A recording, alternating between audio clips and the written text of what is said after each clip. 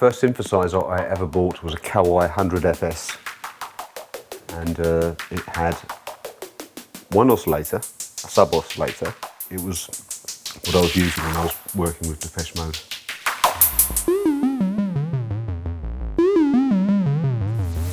When I first tried the MiniBrute, well, the first thing that struck me was the fact that it was small. So I thought, excellent, it will fit in my studio. And the fact that it had a MIDI in and CV and gate in was pretty cool. The guy from Arturia who came to my studio to show me the synth tried to explain to me what aftertouch was, which the MiniBrute does apparently, but I still have no idea what that actually means. It just sounds wrong, aftertouch. You know what I mean? Well, you know what I mean? It's like aftertouch. So after you've touched it, it does something, but I just couldn't get my head around it. Okay, here we have the MiniBrute from Arturia. They're French, but MiniBrute is actually in English.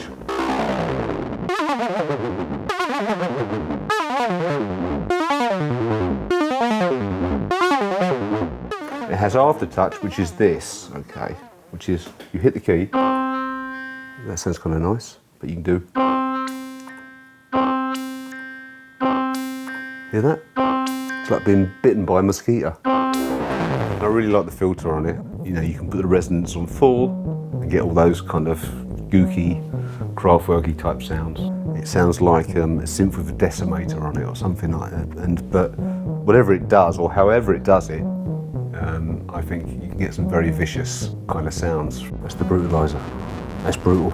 I personally think it's great that all this hardware stuff's coming out now. You know, it's what I grew up with, and I think that there's nothing that can compare to actually having a hands-on synth with knobs and dials and sliders.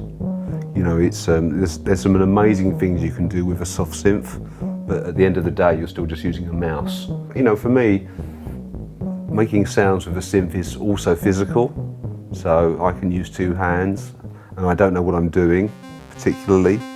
You know, you can kind of just mess about. You don't have to pre-think it or work it out. So, you know, I think this resurgence in physical synths is a really cool thing. It has a square wave, a sine wave, a noise. There's a filter, resonance. Pretty cool. See that all right. But the MiniBrute does feature on my new electronic dance music record.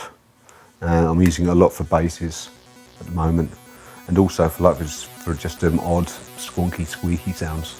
And that will be working with different DJs and collaborators, remixers.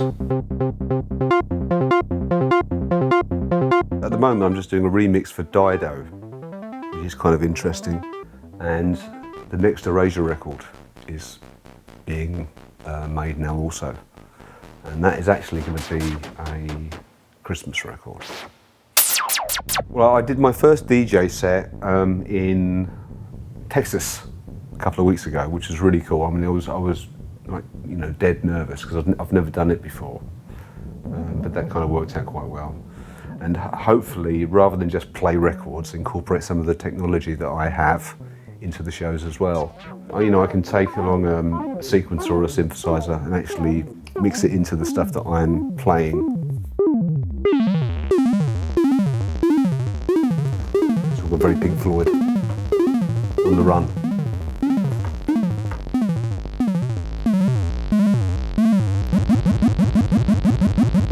It's also useful.